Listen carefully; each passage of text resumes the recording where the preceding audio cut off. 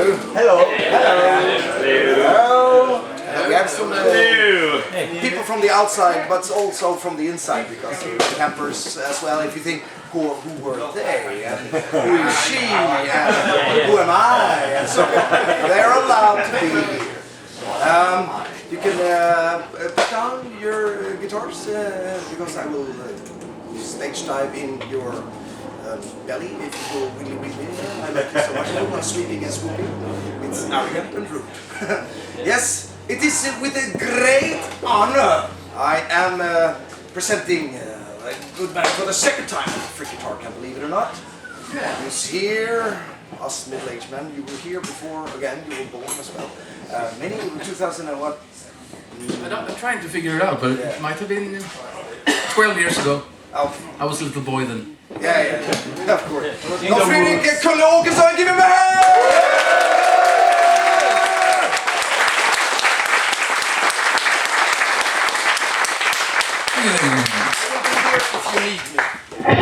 Yes. So, nice to be here, and I got to start to say that I was very impressed today by watching these amazing exercises he has been challenging you to do.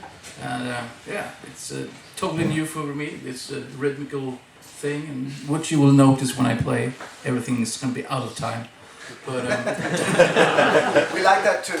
But anyhow, I'm gonna start with playing something. It's a background, old stuff been laying around. I haven't played on it for a long time, and well, no excuses. Just get on with it. But it's not a really song basically, but it's some melodic structures in it, and it's some backgrounds to improvise over. So it's gonna be very improvised, I guess. And bear with me. Of course. You're among friends, you're among friends. Oh, thank you. Yes. There we go.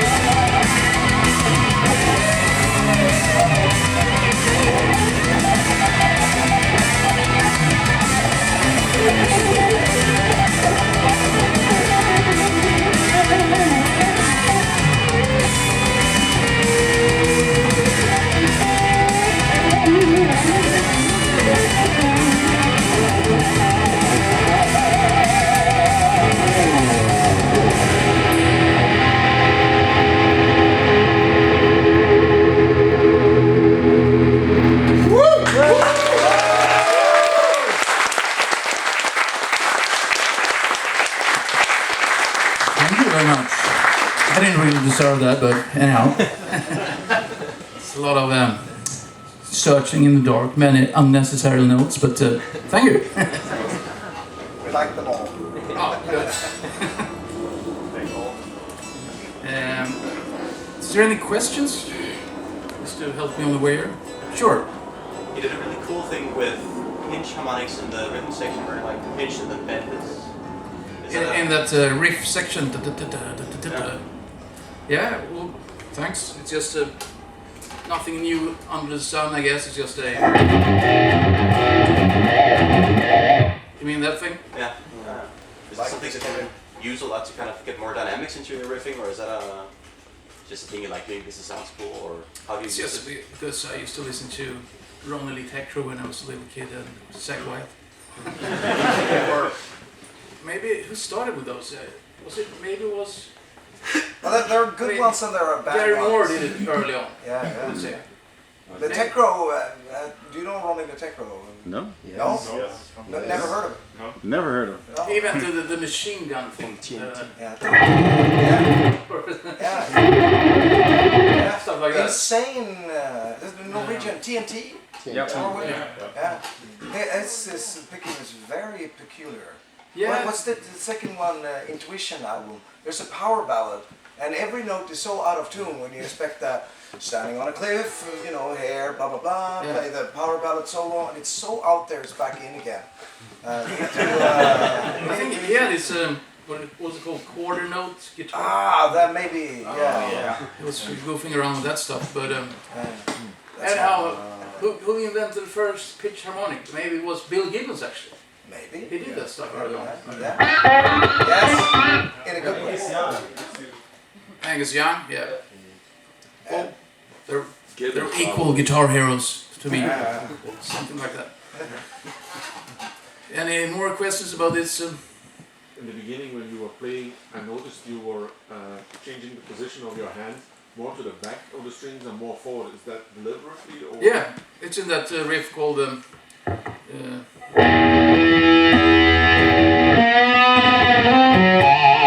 so I do, to get more... what's it called? More brightness. Yeah. So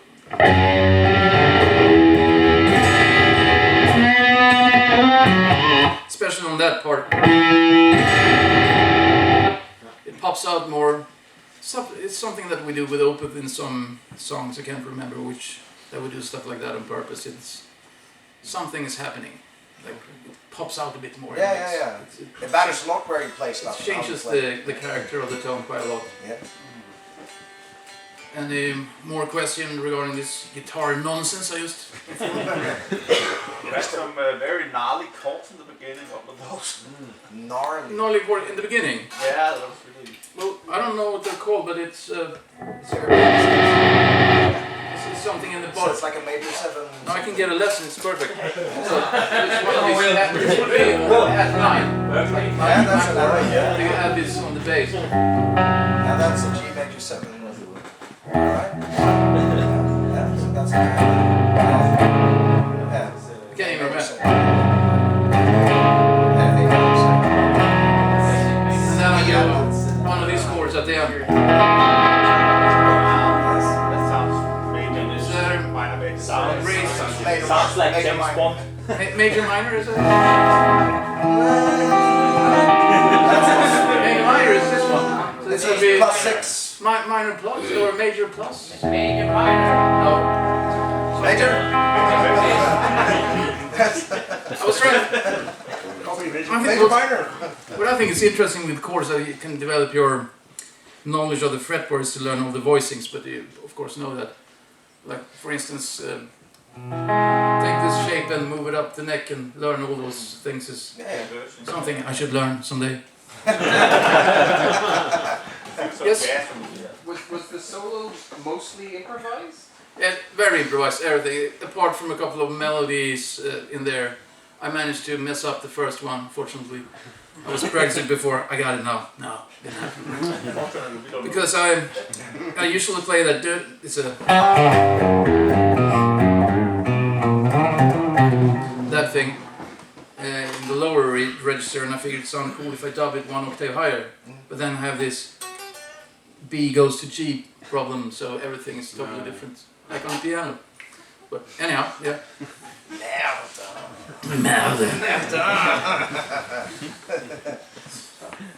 Yes. So when you're playing or improvising, are there any like obvious Opeth-isms that you catch yourself doing that are like, you know, super much Well, in the style? sometimes when I don't know what to play when I improvise, one tool that I use is to play just fast stuff basically, which is not really a musical thing, I guess. But It sounds cool. okay, that's good. That's a good start. But I have when I sit back home, I practice a lot of like alternate picking. But when I'm on stage, I usually use more combination of pull-off hammer-ons and alternate picking. So one thing that I use a lot when I play fast, for instance, which I probably did tons of times in this thing, is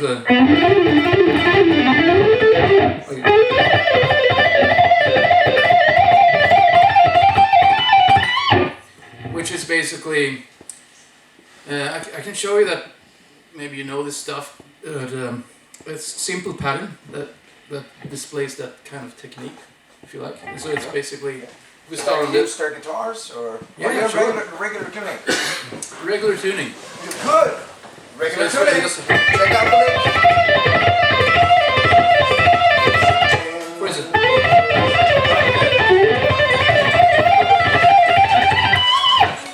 That kind of thing. So it's basically a, Slower. How is it? okay. You play that puzzle. Just to make a short sequence so everybody gets it. It's probably good when we're so many people. So it's basically it. So that means I start off picking, alternate picking. So it's down, up, down, up. Hammer on, pull, off. So when I go back to the B string on this pattern, that's going to be on upstroke. So it's 2 upstrokes. It doesn't make sense because when you start over, you want to start with a downstroke when the pattern repeats. So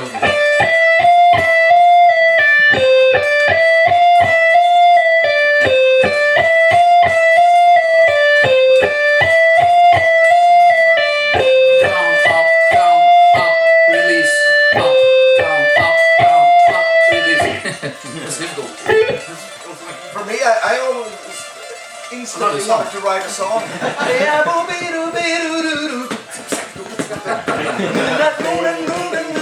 I mean, you can apply it. It was a great hook. Hey, face up, baby, what's your name? It's a great melody. And also, what I do with this, Oh, sorry. yeah, let's continue on that. Great. But it's even better, I think. What I usually do is that I started with.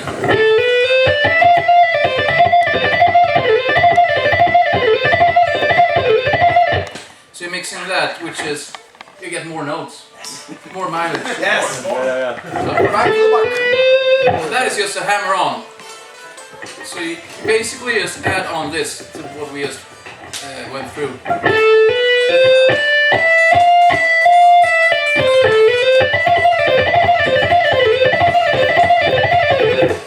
Yeah, you want to repeat that 3 times before you do it again. So you add this in the beginning.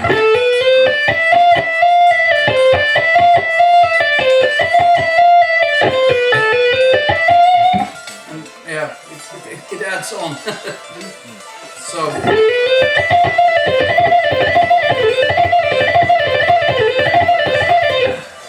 What I like with that type of technique, it doesn't take too much effort. If I would alternate pick everything like that, it wouldn't have such a fluid sound or tone to it. It's easy to make fluidly patterns, but that still has punch in it. Yes. It's a bit Paul Gilbert, you know, but it's a lot Paul Gilbert, I guess.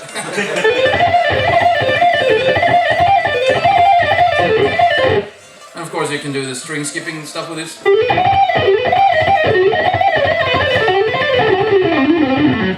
3, 4.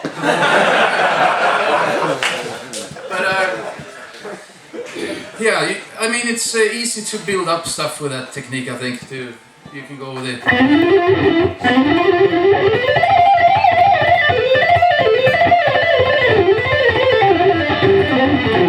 I messed up in the end there. Sorry, very sorry. Because we noticed, yeah. But I thought about what we're going to talk about today, just it might be interesting to just display some techniques that I use when I play fast. That's one of them. And I kind of mix up all kinds of different techniques, sweeps and economy stuff. And Do you think about it when you record? Do you improvise or do you plan things or? I don't think, Okay, you just play. yeah. But I've been sitting around playing this stuff slowly, of course. That's something I It just happens. It's, always recommend practicing slow. One last question. If you don't have the chords mapped out on the fretboard, how do you visualize your scales and stuff? The chords, well, I know, I practice all the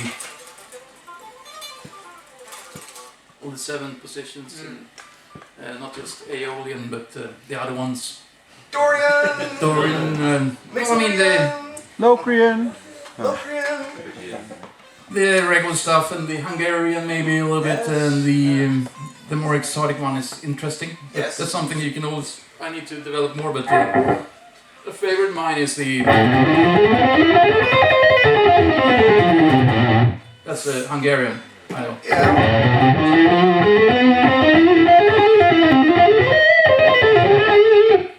It feels like a bastard parallel to harmonic minor.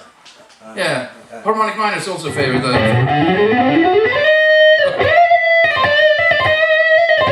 Oh, we got stuck there.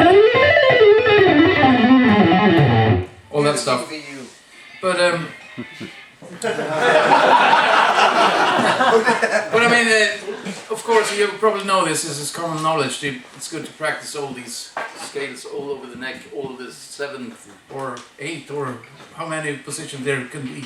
There may be, even with the pentatonics, of course. One scale that I'm kind of fond of now is some Japanese scale. Maybe you can enlighten me. Which one? Kochi, is it called? See where I play it. Oh, sorry.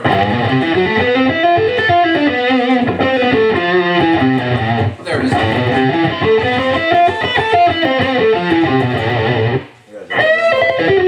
Okay. Well, Is it Japanese? It is a Japanese pentatonic. We have Hirajoshi. here. Hirajoshi. Yeah, here, Josh. Hirayoshi. Thank you. I It's in finally the got to booklet. learn. Karaoke. Teriyaki scale. Sorry, but yeah, well, of course, I try to be aware of what chords I'm playing on top of. Like for instance, with Opeth, or actually, we could dwell a bit more on this technique stuff before I can get in depth with a couple of Opeth solos if you think that's interesting. Yes. Some of them is more on top of my head improvised, and some are more thought out. I might be able to play a couple of the ones that I spent some time thinking about. But another technique, to get back to that, like a small, that I was doing that a lot when I was younger, is a more economy type of picking, like. See.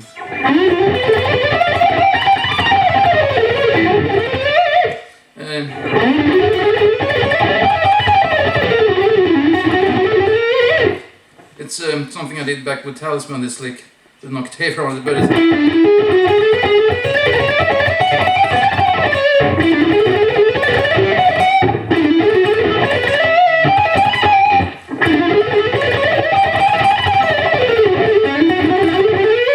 Sound a bit sloppy there, but there's some weird economy sweep thing, but I'm not going to show that particular lick, but there's a simple pentatonic pattern I try to practice, which I think is kind of interesting. You can build some stuff upon that. It's so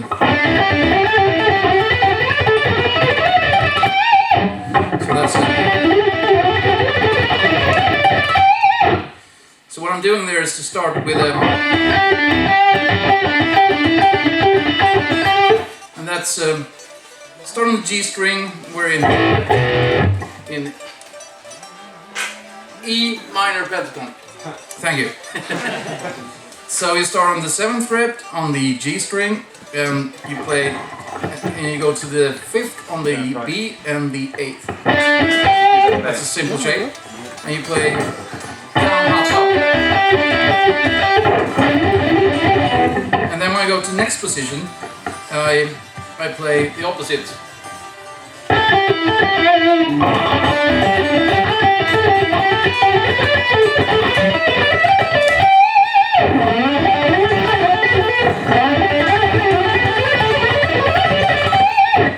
There's also a technique that doesn't take too much effort, but it sounds very fast. And it's kind of, you have to change your picking hand a little bit. You have to be a bit more relaxed. I think.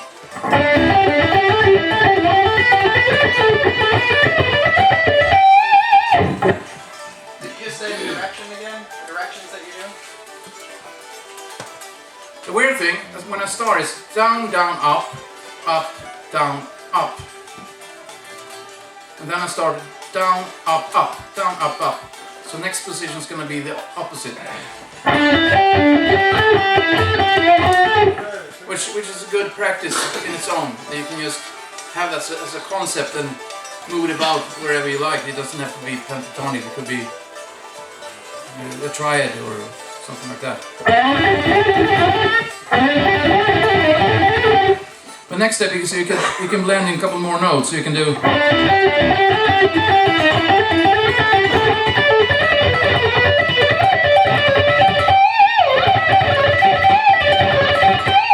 So basically, so you add on this.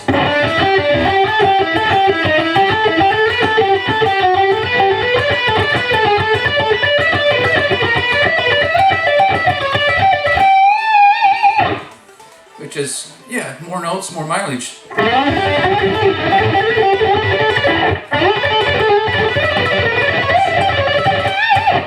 Or you could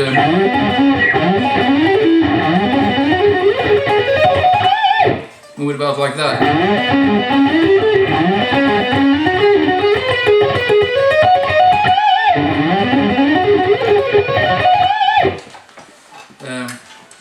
I don't know if it makes sense to you, but Absolutely, yes. but the main thing here is that try to practice the opposite and move it around just to do.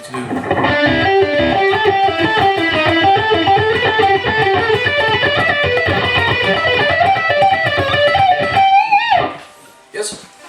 When you're practicing stuff like that at home, will you sit down and just put on a metronome and then just keep adding on until you top out? Yes, or can will you I just tap my foot? Foot is good. Can I do that?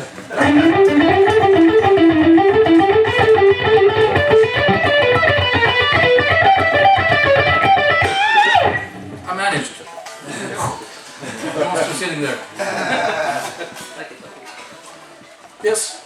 So you've got a really wide range of techniques and you've developed them to a high level. Is this by practicing a little bit of each of them all the time, so regularly, or do you tend to like focus on one technique for a few months and then move to another and this kind of thing? I kind of just mix it up all the time, basically. And when it comes to arpeggios, we can mention arpeggios. I rarely do the 80s thing when you just. No. But I like did to. this for a while, but then. All that stuff. But if we take a minor 7th arpeggio, it's a simple one. That's something that I do a lot if I play an arpeggio. I kind of mix it up so it becomes a sequence. And if I play 2 notes on the same string, it's always going to be a hammer on or pull up to make it more liquidy, fluidly sounding. So that would be.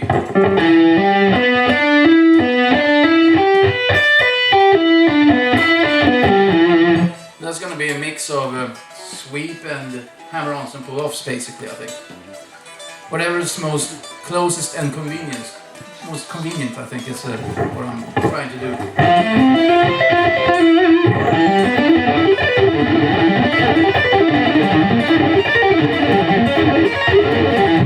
So that's a good practice. You can do that sequence and you play E minor 7, and then you play minor 7 flat 5, and then you play diminished. That's a cool sequence to practice that also has a little bit of a musical content to it.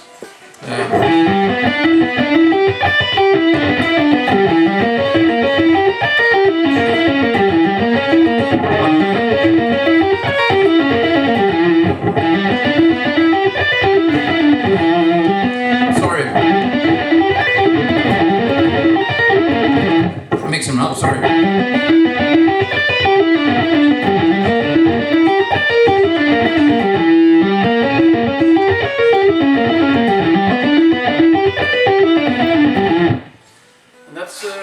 that's something that I tend to do to warm up, and then move it around to different arpeggios, maybe.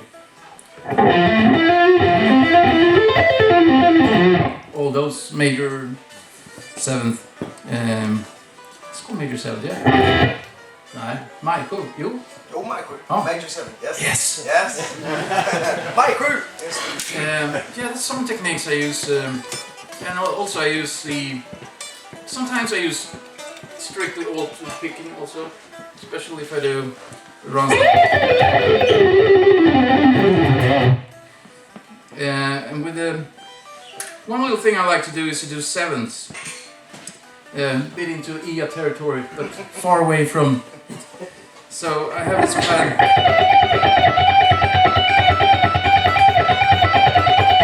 Which becomes polyrhythmic every second time or something.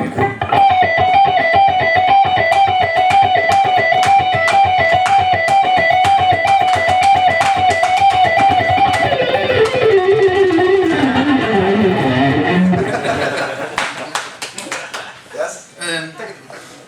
That's something that maybe you know this pattern, but that's also a very simple thing that you can This is a good pattern. dwell upon. I want to know. Some people, it's very simple, but I showed it to some people and they seem to have problems getting it.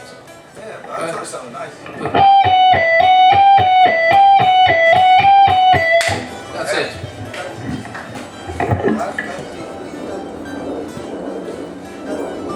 So,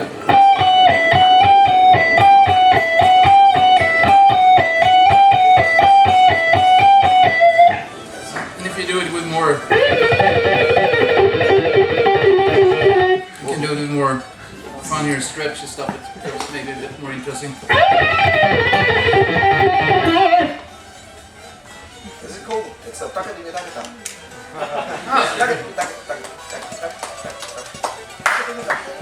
It becomes a bit more interesting than the regular stuff. Yeah, All that stuff. I guess you can. That's strictly altered picking when I'm playing that. we should do like an show the lick.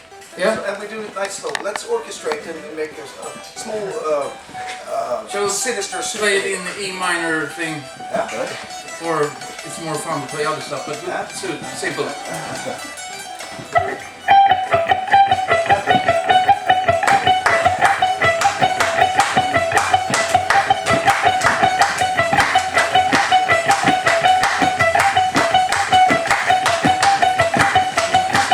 Harmonize if you will. Yes.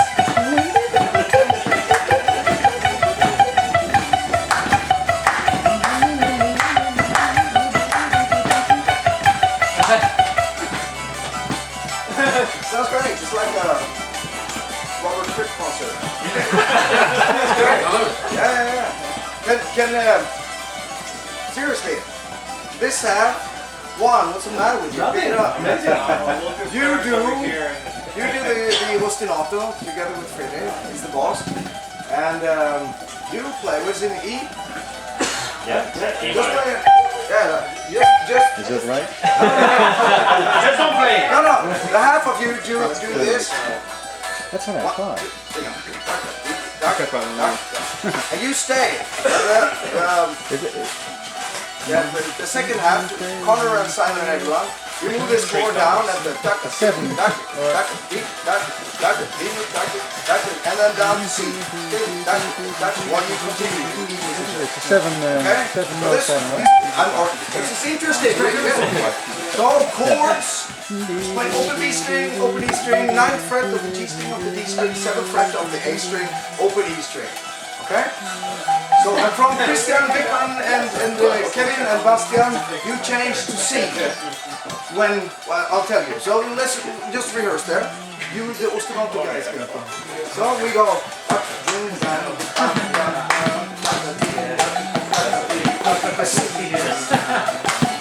Remember that guy who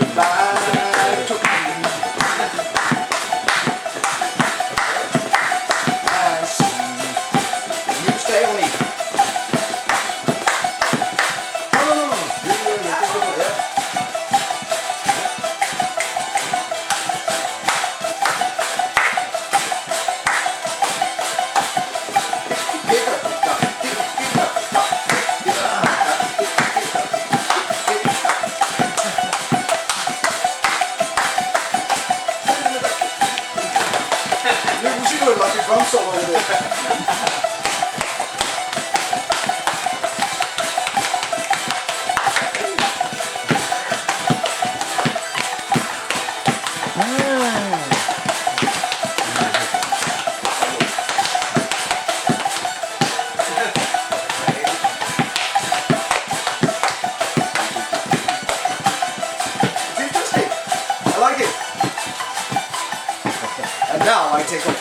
Good,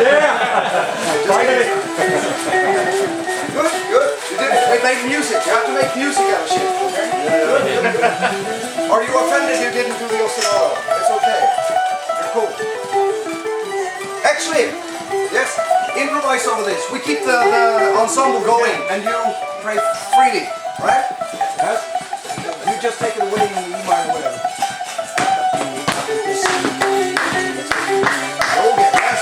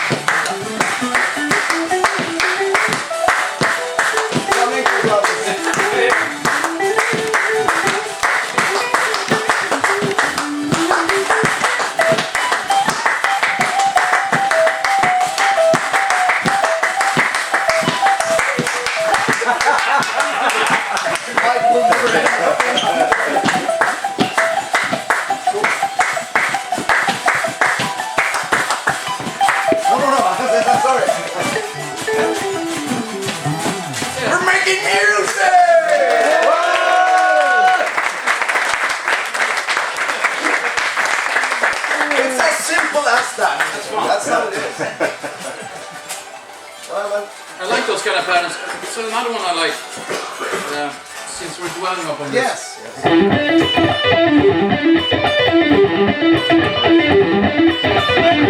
That's also some kind of odd thing, which is it's good to have these rhythmical geniuses here that can explain what it is.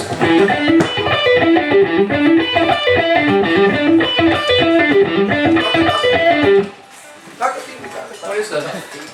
But it's also the same thing that it becomes polyrhythmic after the second turn. So.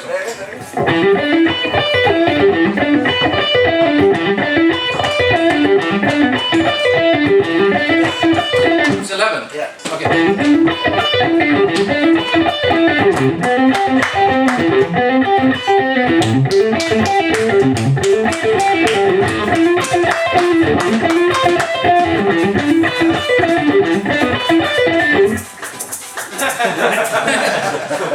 I have tools, yeah.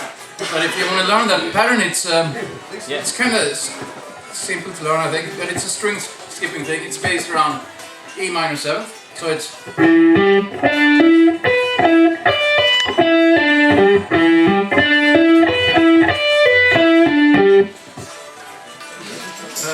Yeah. Maybe you should split it in two parts, so it's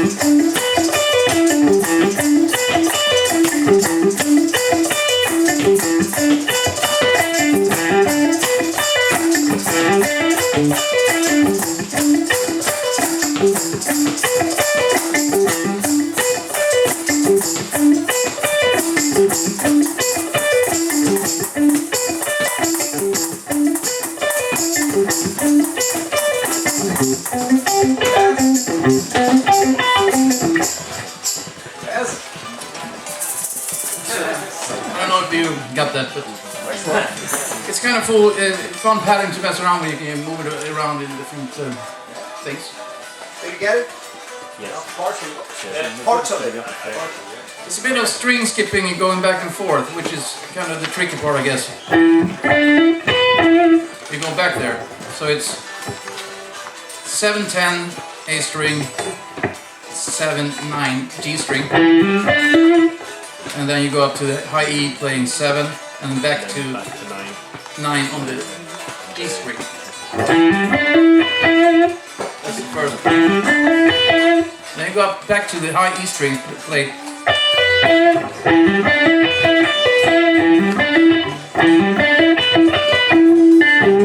And you play all the way back with string skipping. So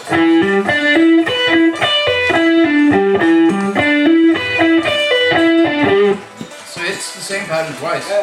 I just realized. Yes. It's It even rhymes. It's the same pattern twice, I realized. Another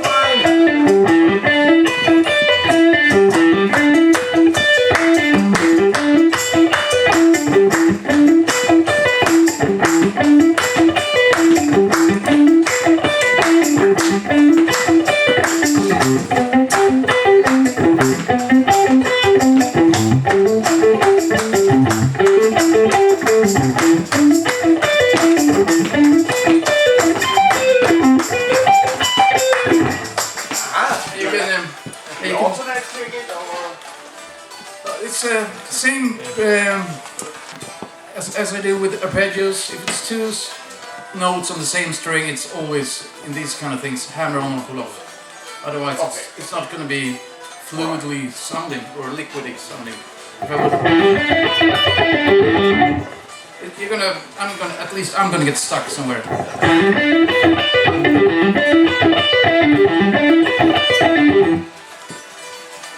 And we should develop them. Is there a reason why you don't use hybrid picking when it comes to skipping strings? I could, but I use a little bit of hybrid picking. I'm not as much as these YouTube legato phenomena. But I've been messing around with it a little bit, checking Rick Graham out and those guys. But I mainly use it for these type of licks.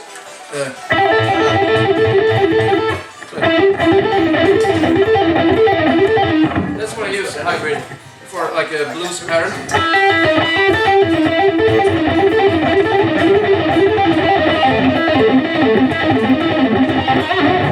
Then for me that's useful because it gets a snappy. So it's basically very simple.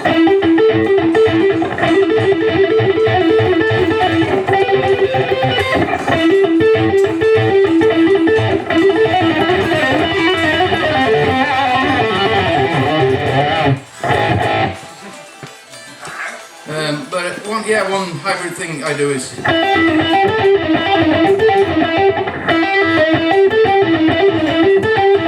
that's a lick, so that will be that other drill. Would that be a triple 32?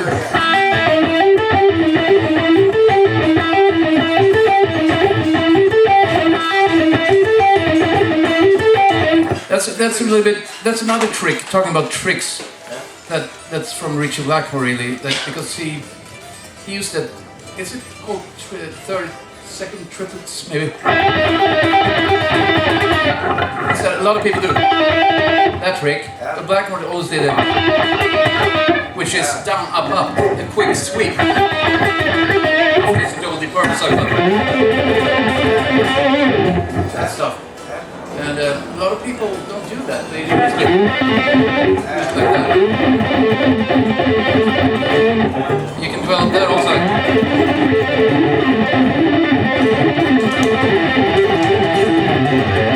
That's also another get-to-go trick I do. I'm still dwelling on these tricks. But there's a few more.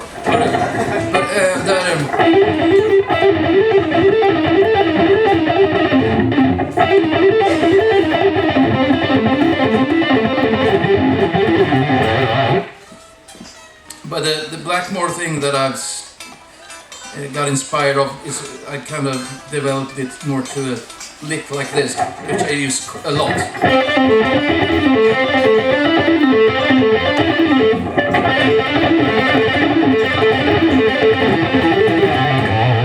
You can also move that around, of course,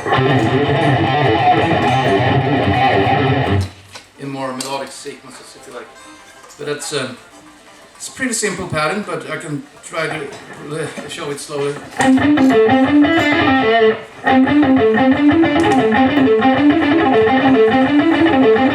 It's the triplets that's important.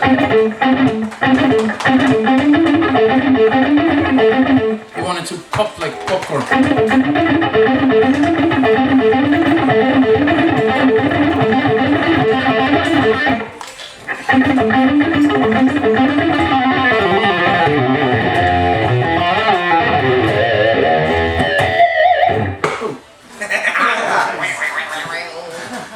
Like the picture marks. Is it picture marks?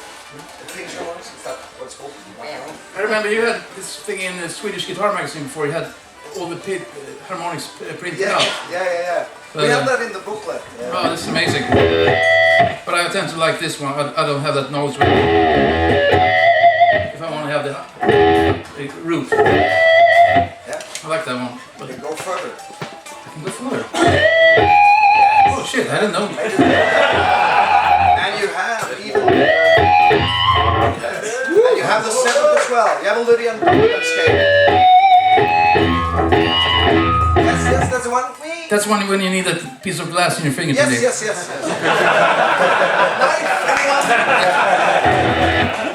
I was thinking about that today when you explained about the piece of glass. Yeah. That makes it easy for you to do stuff like that. No, it's the tapping. Oh yeah. Sorry about that. Sorry. Okay. This one is doing the... Sorry. This is for the harmonics. Oh, no glasses in this one. No, sorry. I'm thinking of getting some. Double glass. We're having a good time! There's a question. I see an arm. It's Janne Lange. Questions, I like questions. Janne. Vibrato. You have a really nice vibrato when you play bunch of fast notes and then you end up in a really controlled wide vibrato. Can you talk about that a bit? Oh, thank you. Where did it come from, or do you practice it, or it's just natural? Or Well, when I grew up, I listened to... There was an older hard rock... Where I grew up in Upplands Väst, there was a lot of guitar players, and for instance, Yngwie lived there for a while, and then you had the band Europe was from there, John Norum, and Good friends. yes, I'm good friends with him, but back then I didn't know him because I'm 8-9 years old younger, so we got to learn to know each other later on. But there was a lot of competition there, you know, in the like 86, 87, that era where everybody wanted to be Ed Van Halen or Yngwie or Uwe Roth or... But I started listening to... He introduced me to players like Michael Schenker, Uwe Roth, Gary Moore, guys like that. Eventually Jeff Beck,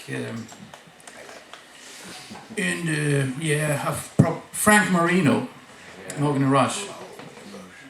I really like him.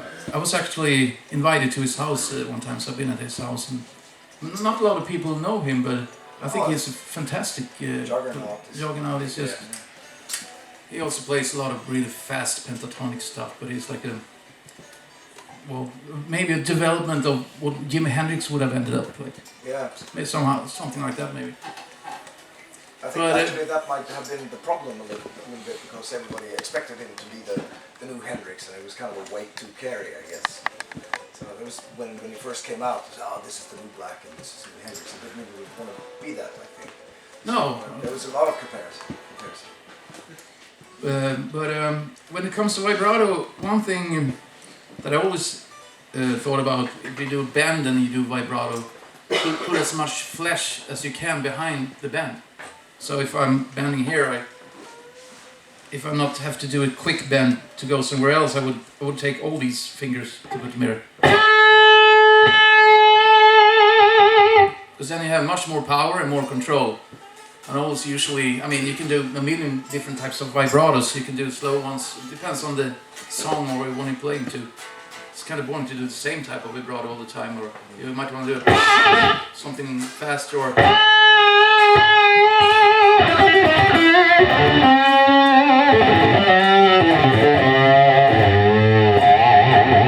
or wider vibrato. So that's one trick, and the old David Gilmour trick. But also, when I was younger, what's this guy told me a trick? It was actually Lars Johansson, a guitar player from Candlemass, which I actually bumped into when I was 12 years old because my guitar buddy's sister was together with him. Anyhow, he always said, listen to the note you want to go to before, so you have that in your ear. That's a good pitch training. That is a good advice. That's a bit flat. That's very good, actually. Smart. I kind of like to, as I mentioned earlier, vibrato. It depends on the song and everything like that. But I usually like to wait until the note settles until I start the vibrato. Maybe something like that. I think it's like this has been done for you many times for different songs. I think it's really like sounds really it's really like somehow you wait and then you get the vibrato. Of course. Depends on the song, but it has maybe more impact. And also, it's not in the new under the sun, but you do that all the time, I think. And also, like Marty Friedman plays like that. You start on, you don't have to start on the all that. You start on the wrong note, so to speak. So it gives a bit more tension to it, which is interesting. And I wish I could do that more, but I'm working on it. Or the pre-bends, Brian May thing, gives different. If you bend it, and without the bend being heard, so it's like what do you call it, ghost bend? It sounds different. If you bend it and then strike. No, you bend it and then strike it. Oh, and then bring it back. Like from out of nowhere. No, you don't do the bend. Typical Brian May thing. No. You bend it before striking it. So it's you hit it. Started. Yeah. Okay, yeah, that's nice. It's subtly different from the not bended note, and you can really hear that it's bended. Yeah. That's very nice. And you can release it then, so it's. And also, it's a bit of gambling because you have to be.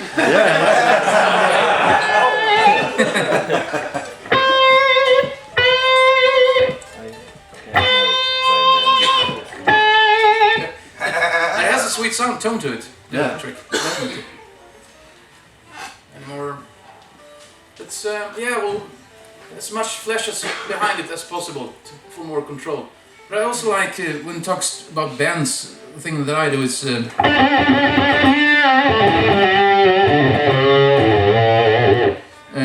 maybe a bit Jeff Beckish inspired, but I like to do this kind of lick.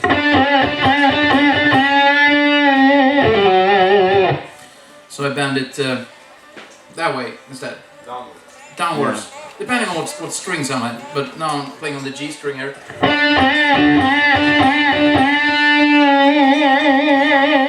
It's kind of nice to just release a half note.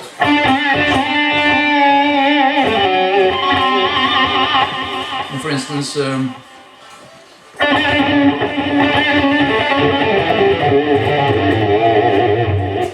get into that more trying to sound like my Vision Orchestra thing.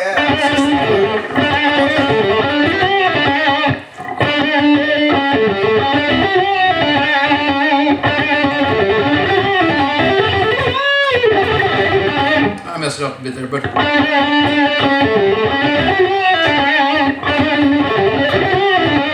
kind of tricky. Yeah, that great sound. And also those microbends. Guitar player in Stockholm, Staffan Astner. It's a session dude who played with Roxette and many artists. Marie Fredriksson, who lives in my neighborhood, and he showed me this trick, like a more bluesy trick, but it has a microbend.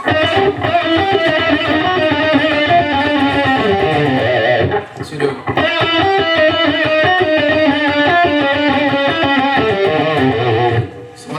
So when I walk down, I like to bend a little bit. It gives a. You can bend from any note you like. I think it just. You play 9s or 10s or? I'm playing 10s.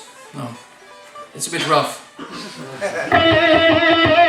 But when we're on the road, when you play a lot of gigs, then it's easier. But now I just came off vacation, so my Weak fingertips are a fingers. bit. I've been swimming here on the west coast last week, so they're a bit soft. So I have a little pain now. When I play nines, with the bend, if you put too much flash in it, it's easy to overshoot. Yeah. So that's why I play tens, because it's easier. You can put some more muscle into it without it. I don't know how Ingve does it with the 007s. What does he play? Eight. So whatever. It's weird. But just going back to that little trick. After he taught me that, I thought, why don't do that on the same strings? You play.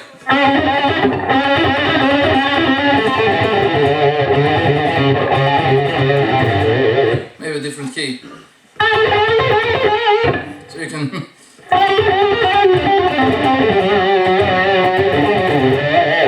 Oh, I'm trying to make explains, but it.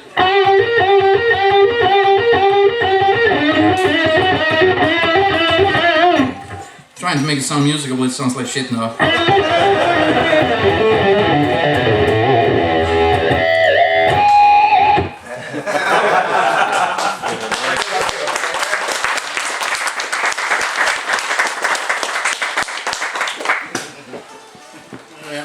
Yes. So if I do lots of shredding and lots of wide vibrato, quickly I start to fuck up my hands. Are there any techniques or things you have to do carefully to avoid injury or strain, or like how do you What happens? Is you feel pain or? Yeah, my ring finger starts to get little pins and needles. You know, if I do lots of shredding, lots of wide vibrato, it's not good for my hands. So I do like the red hard, like sliding vibrato, and then don't shred.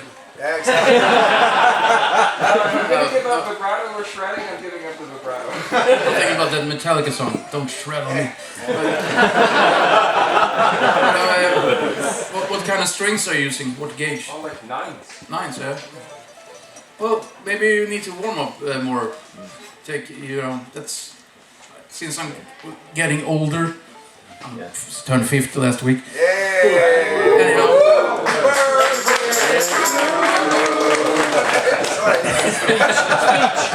Anyhow, I noticed how important it is to warm up properly, and as I mentioned earlier, play slow when you warm up. Like what I usually do. Yes. No, please. Do different things. Maybe just a legato pattern, like.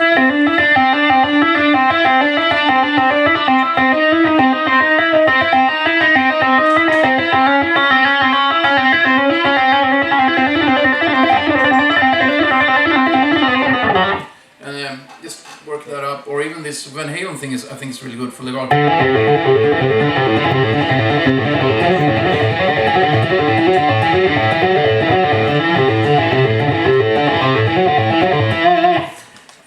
That's from Spanish Fly, I think. Anyhow, and also I try to play through scales, and there's actually one exercise, if you want a little YouTube tip from a guy called Rob Barnaby. Are you familiar with him? A great jazz player. He makes these insane YouTube clips, and he has this arpeggio workout, which is fantastic. He goes through in a cycle of fifths. So he goes to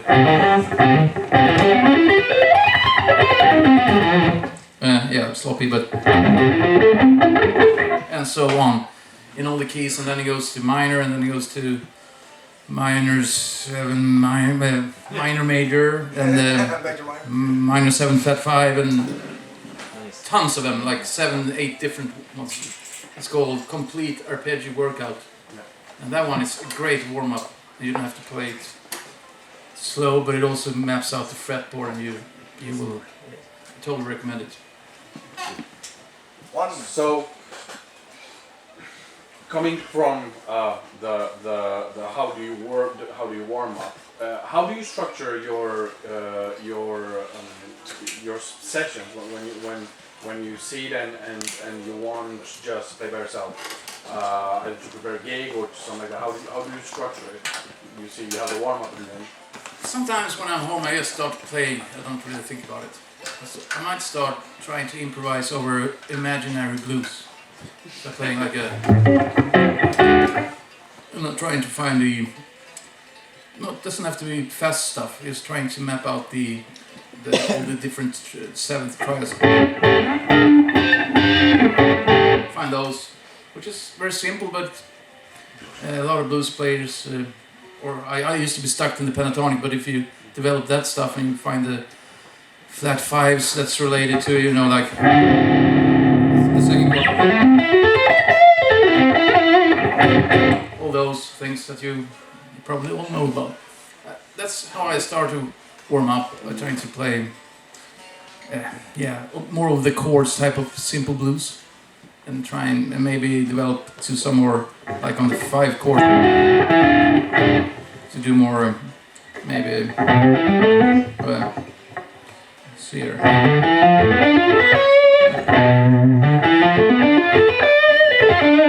Find those more exotic scales, or melodic minor maybe on that one. And to step out of the box. I heard your blues today, you were all over that place. Those things. Yeah. Melodic minor is not the bluesiest of all. But if you use it for a tiny moment, it creates a very big tension, or it makes it very interesting. And I try to just improvise over that, and then I might do that workout. I also have 2 Paganini things me and my buddy learned when we were kids. One called Multi Perpetuo, which is super long, and it's difficult because it's all melodies. And it starts with I'm not going to be able to play now, but so that one.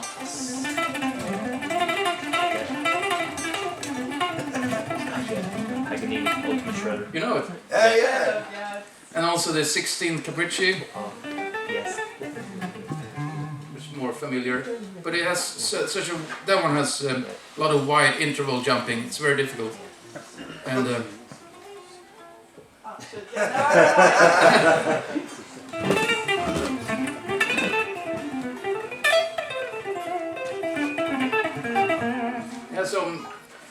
melody lines are insane, and it's just endless. And I don't know how I remember it. It's all muscle memory. But I'm still struggling to nail it perfectly. But that's good for me. A good exercise. And otherwise, playing through scales perhaps, or good exercise. I think it's just to improvise over, put on the record and just play through to try to make it sound musical. That's some of it. And also, I mean, with Opeth we have a lot of finger picking, so I usually sit down and play some chords like.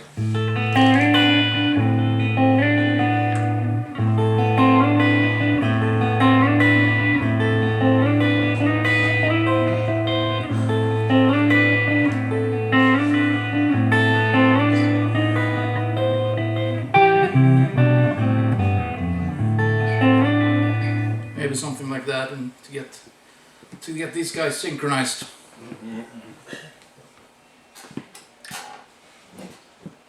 I have a question. Yes? Hello. You're also a hired gun. I mean, you're a superstar in Opeth, and you arch enemy, and you've done a million gigs at Club Anchor and everywhere.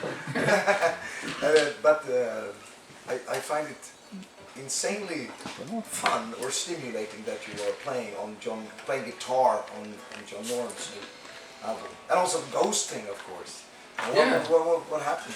Well, the John Norm thing happened. We were out having Indian food, and I was hanging about. He's been working on his solo album for 5 years, I think. Oh shit!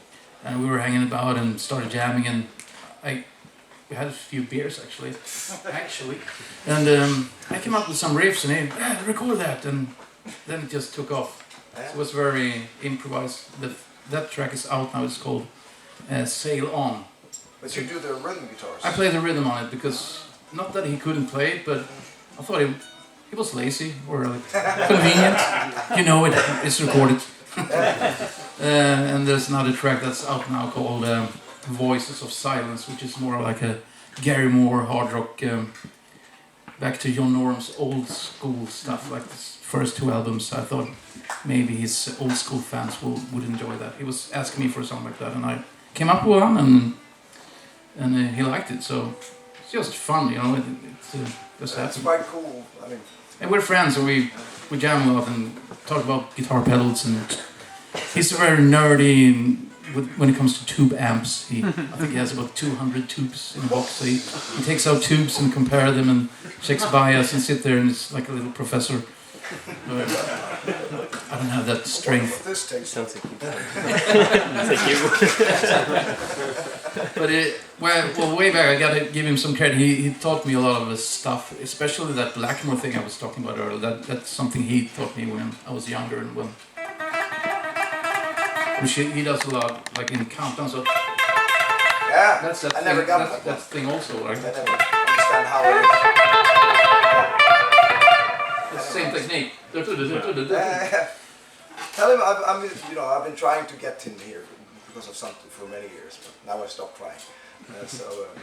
Kick him in the ass. We'll meet him next week or something. I'll tell him how nice it was. So Yes, exactly. hopefully. Drag him. And the Ghost thing happened. I know Tobias, we did a tour 2012, Opeth and Mastodon in America, and Ghost were opening up at the first album. And I got to know Tobias, and our kids are friends, and he asked me to play some solos. And when I came into the studio, the producer Klaus Åhlund goes, "We can't just spray Tobias all over this album. Can you play rhythm guitar?" "Oh, I'll do that about 90% of the time." So I put down a track called 20s, and they liked it, and I just did everything. But it was good. It was during the pandemic, so it was some good extra dough. Yeah. But it was a different experience, and I never recorded that many layers of guitars. It was some tracks, it's like without harmony, 16 overdubs of rhythm tracks with different guitars. And also when they overdub so that much, with Opeth we mainly, me and Michael, the basic rhythm, we could put down one track each on each side. Sometimes we double track each other, but now later albums we want to hear more personality in the takes. Like we hear a little or something like that. But with the Ghost thing, if the riff was, then the upper voicing, was double tracked or quadruple tracked 4 times apparently, and then the upper that thing was tracked also with 4 guitars basically. And, and then on top of that, it was tracked with a Octaver guitar that was double tracked, only playing with actually a guitar synthesizer, micro synthesizer, electro-harmonics to get more Octaver, dirtier, exploding type of tone, playing only the single notes. That was. Why? Because tone is everything. Yeah, I know tone is everything. They wanted a wall of guitars. More is more. But it was it was interesting. I came about to work with them because I actually played on the Metallica release called Blacklist. Other bands covering Metallica, and Ghost was on it with Enter Sandman, and he asked me down to do the solo. And I figured, this is gonna be so. I figured I wouldn't rip off Kirk Hammett's solo. So I came up with some melody lines. Their one is a bit more AR-ish version. It has a bit more melody structure to it.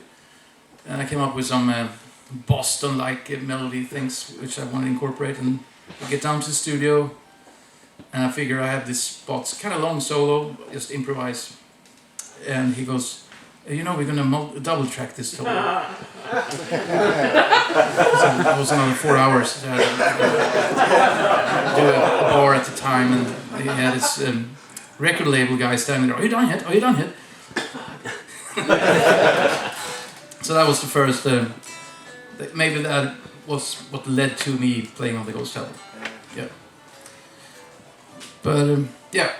Do you have a favorite riff to play, and also a riff that you might dread because it's hard, or that you just don't enjoy playing? With Opeth? Yeah, well, from everything you've done, but you've got a lot of riffs that you play. One of my favorite riffs, if you're talking about Opeth, is probably the Deliverance riff.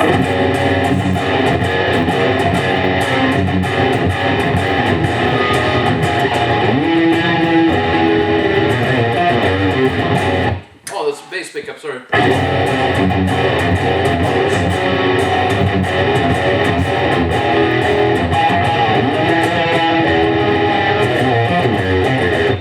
Also from the War Watershed album. It's one called, or it's a solo riff.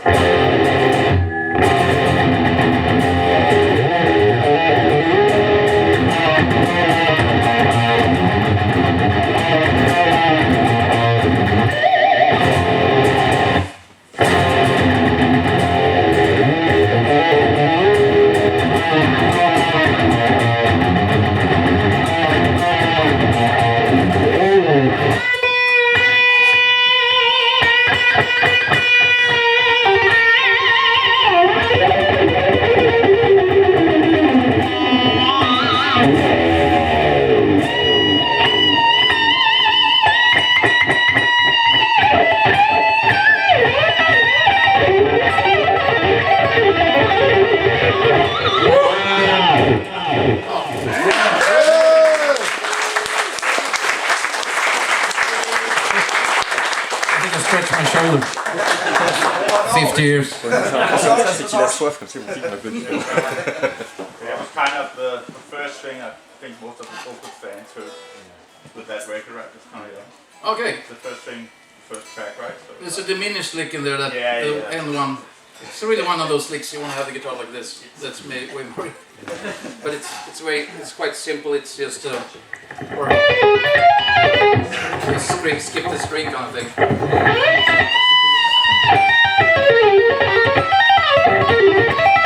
There you go.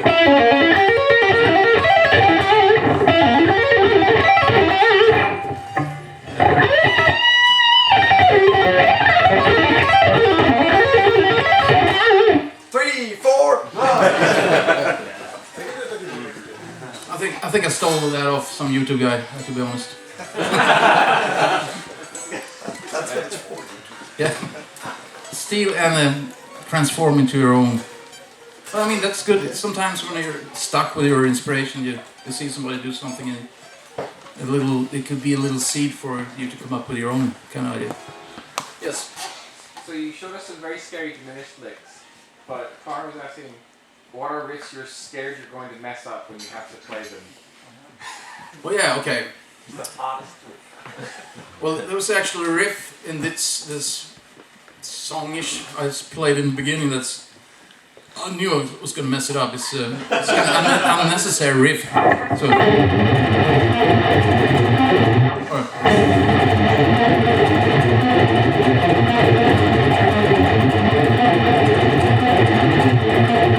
So there's a lot of sweep.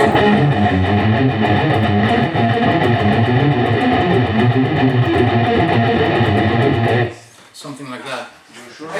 Seriously. You can do it. We can No way. How do you go about writing such like long, complex riffs like that? Did that just come naturally to you? Or do you think, no, I won't end it yet? Actually, that riff came about. I was going to do a clinic, so I came up with that song idea. I don't consider it a song, the stuff I play, but it has to be something really extreme. So I just came up with it. Good starting point. It's basically just diminished stuff with some passing notes in it. It's not so. It's just that it goes so fast. It's kind of stupid, really, that riff.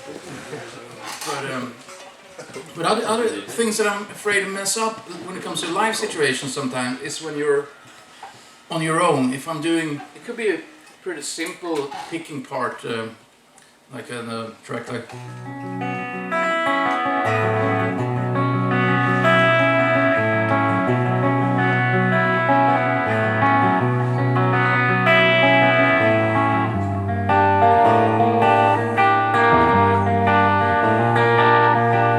Stuff like that, if you haven't got enough sleep, this hand can be a bit. And also one thing, if you had too many beers the day before, that can be very dangerous. So I learned that a couple of gigs I've had a few beers too many, and I'm doing that, I panic. I get so nervous and stressed. When the drums kicks in and everything then it's fine. And it's usually a pretty simple riff for me. I could play it in my sleep, but when you're there on the spot, it's very scary. So don't drink too many beers the day before a gig. Good word of advice. How has your playing evolved since you joined OPEP? Well, it's always fun to play over stuff that Michael has written, his chord changes, it could be challenging, and a lot of solos could be the same type of chord also, so then you have to come up with something interesting. Like I can actually show an example of that. Not that it's interesting, but I try to.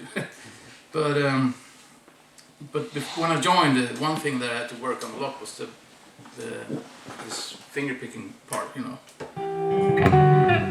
Oh yeah, apparently. I forgot it. Okay.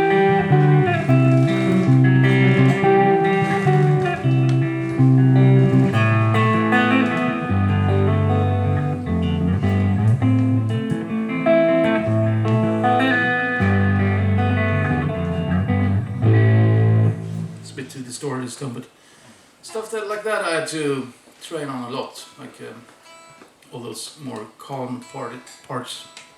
And also, what I developed, I learned the way how Michael Åkerfeldt thinks when he writes riff. He has a certain type of time signature to his riff. It could be, sometimes it could be full, like it's odd timing, but it's not. He's finding these syncopations, yeah. Psychopatients. Psychopatients. And that's something I learned quite a lot about his style, I would say. Now 15 years playing with him. Yes? What's your favorite Opeth song to perform? Well, Heir Apparent is one of them. And I like some of the old stuff, like Blackwater Park is fun. Yeah. Because it's a bit different, because a lot of the old Opeth stuff is in 6/8, and that one is a straight, more heavy straight beat, and it has a couple of more muscular riffs in it that works great in the big crowds. It's a heavy metal moment. But they're all interesting to play. Sometimes we stand there and wonder how we can remember everything, because some of them it's really long, but watching this session today should be easy. But I could try to do an Opeth solo from a song called Moon Above, Sun Below, which is one of those where it's very, the riff it's not so much to play, or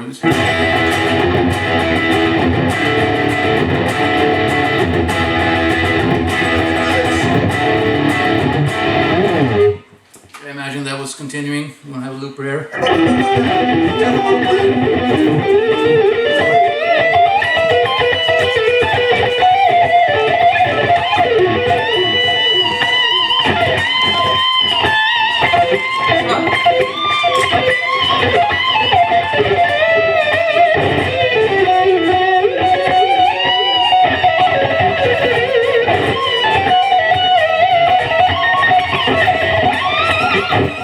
Almost, but that's one of them. I'm trying to do a little bit like that sequence, but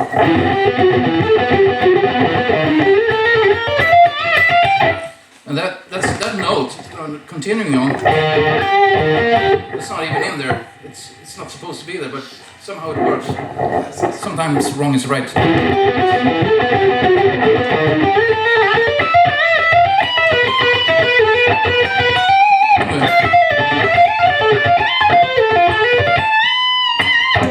That arpeggio sequence is more of a D minor goes into flat 5,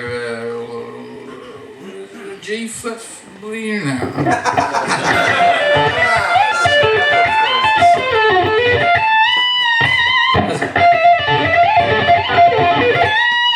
It's difficult to get that sequence clean.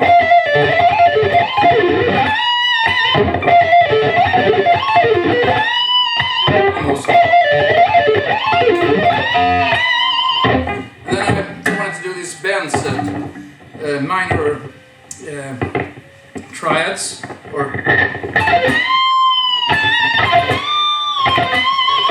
bit inspired by Uller Off there, so you get a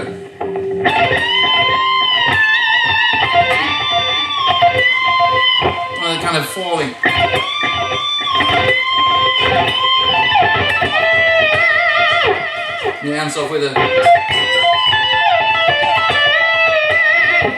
which is something else. That's suspended maybe.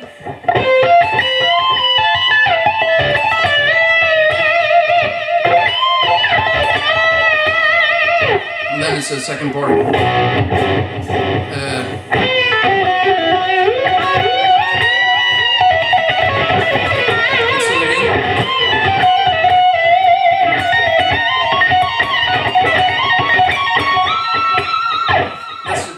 I'm not bending from the second to high.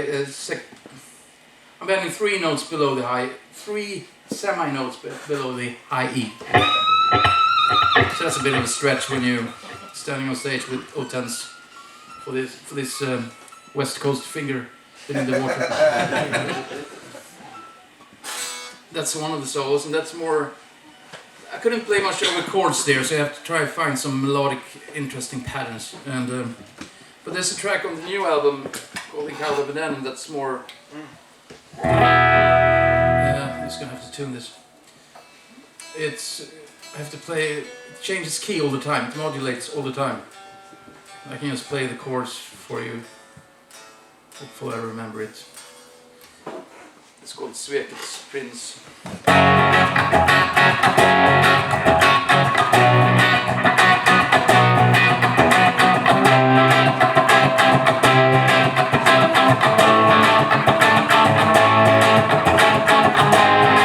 Wrong.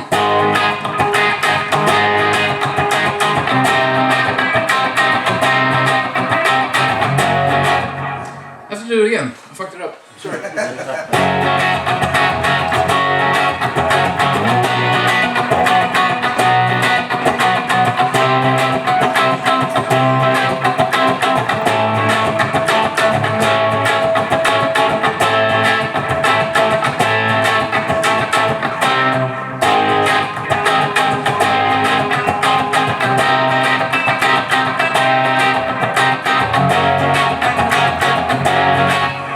Sequence.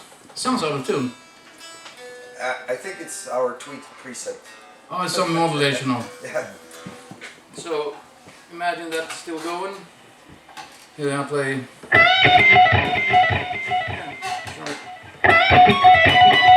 Yeah, 3, 4.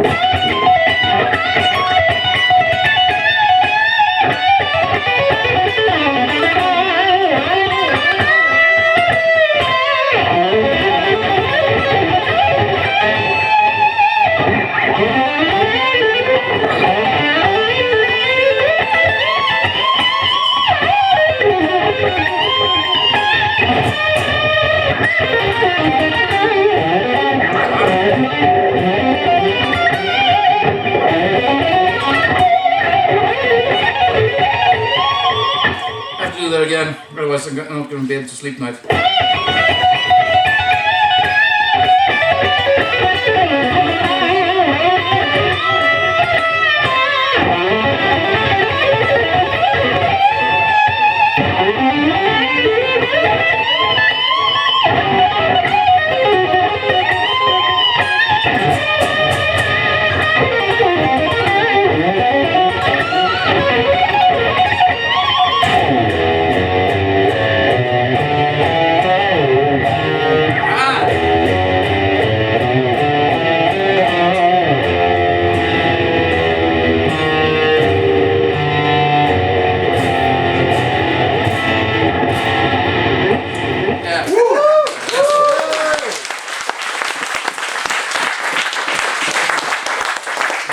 That was very sloppy, but thank you.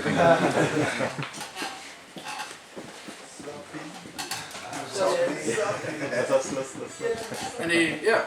So, in addition to the guitar skills, you've obviously had a long and successful music career. You've got lots of guest spots. Like outside of just the guitar playing, what are the essential parts of having a successful career in the music industry? Oh, that's a good question. I don't know. You have to be lucky.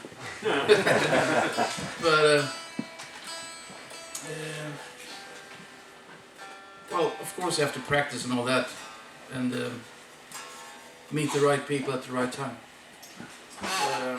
For me, I played a lot of cover gigs at Pub Anchor, as Ian mentioned, with Matt Slevin. We did all these kind of different metal covers, and we always picked the B-sides, and that was actually something that led to me ending up in Opeth, because Michael Åkerfeldt was there, and he had me in the back of his head.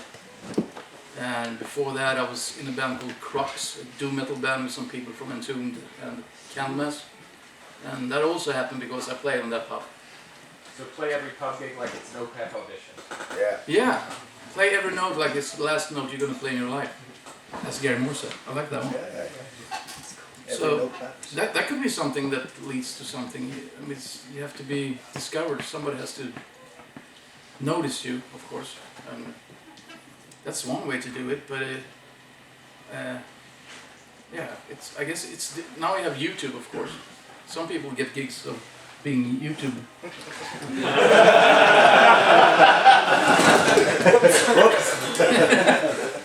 It's all about TikTok now. Oh yeah, TikTok, sorry. TikTok, YouTube is so yeah. old. I missed out on that. I'm old. There's some money in TikTok though.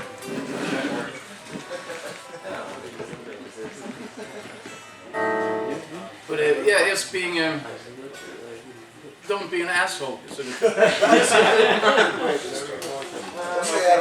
Yeah, I guess outside of like your music career and stuff, or do you diversify like your how you invest your time and your skills, or do you do anything outside of those two, like hobbies or other places where you find ways to put your music in, like YouTube or like in this example? To get more inspiration or like hobbies outside the music. More income or more other ways of putting yourself out there. No, when it comes to social media, I'm very lazy with that. I don't have a YouTube channel or anything. Our manager have been asking me to start like guitar or YouTube channel, but I think there's so many other good ones doing that, and we have this kind of thing with the band that we do YouTube stuff, but it's only in the Opeth band's YouTube channel. So we try to remain a bit exclusive with that. But you know, one of these days it might happen. You like cooking? I like cooking. You will cook tomorrow? Yes, tomorrow I have to cook a 3-course dinner to my buddies. A guitar player from Entombed AD and Mikael Åkerfeldt and JB from Grand Magus. It's going to go dinner tomorrow. Have you picked a soundtrack for the dinner? No, but I'm thinking about Mind's Eye, Vinnie Moore first. So just to annoy them with lots of guitar strings. Some old school neoclassical stuff. Yeah. But I like that. Vinnie Moore, fantastic guitar player. Yeah. Yes.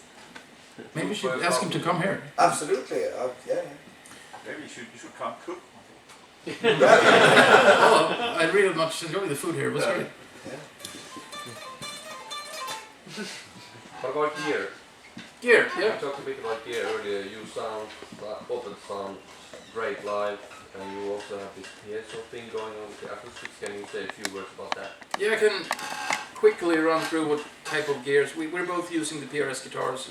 This one is equipped now with a semi-Duncan custom shop Frankenstein pickup, which I started to work with a bit more now. Semi-Duncan, I like those pickups, and this is a high voltage semi-Duncan, which is based around ACDs apparently, but it works good, I think, in the neck position, because you don't need so high output pickup in the neck position. I don't necessarily like really high output pickup anyways, but a little bit more than average I prefer.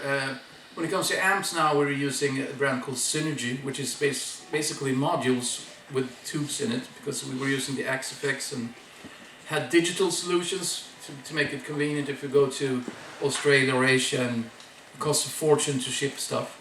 You have to think about that, of course, and but it's something synthetic about it that I couldn't take, and also the fact that we ran into rental gear, different heads every time. I remember a show in Brisbane in Australia, suddenly it was 900 head, blue smoke came out of it, and a third of the gig was destroyed because of that. And I never want to be in that situation again. It's terrible feeling. So these Synergy rigs has basically, you can fit in a 2-rack unit There's the mothership or the Sim 2 where you can fit in 2 preamp slots, which has 2 channels each. So I have a Fryette preamp, which is made by the way, these the Singer rigs, the actual preamps are made by the actual amp manufacturers. So you could have a Soldano, you could have a Diesel, or even Mesa Boogie now, I think, and Engel. Yeah, the list goes on. Anyhow, so I use a Fryette for clean and old man's rock tone or crunch tone. And for high gain I use the Soldano SLO for rhythm and lead. So we have separate gain and volume on each one. So for the Soldano I can have more gain for the lead tone and more volume. So I have my lead boost in there basically. And it runs with MIDI, and it has two 12AX mini tubes in each preamp, and the actual module has 1 tube in it as well. And then the power amp is 4 6L6 tubes, so it's a 100 watt power amp. And it weighs actually 11 kilos, so this rig is, with the proper case, it's actually 32 kilos. So it's pretty heavy, but fingers crossed it hasn't broke down yet. And we've done maybe 150 shows with it. And we were playing with Marshalls. Nothing bad about Marshalls. We're using the Cetriano JVM before, and we have many different rigs. I spend so much time with this and tweaking stuff. It's also a guy in Stockholm called Sound of Silence is his company, Jörn Elmqvist, who builds the pedal boards, and he's very good with that. So he's done our rigs. It's quite expensive, but he's very good. Where am I going? So anyhow, we compared them, and we're like, we might as well use these rigs that we would initially. The idea with them was to be fly rigs, but now we use them as main rigs also, because it works, and it's kind of. Also, you mentioned P8, so we have to have rigs because most of the songs we play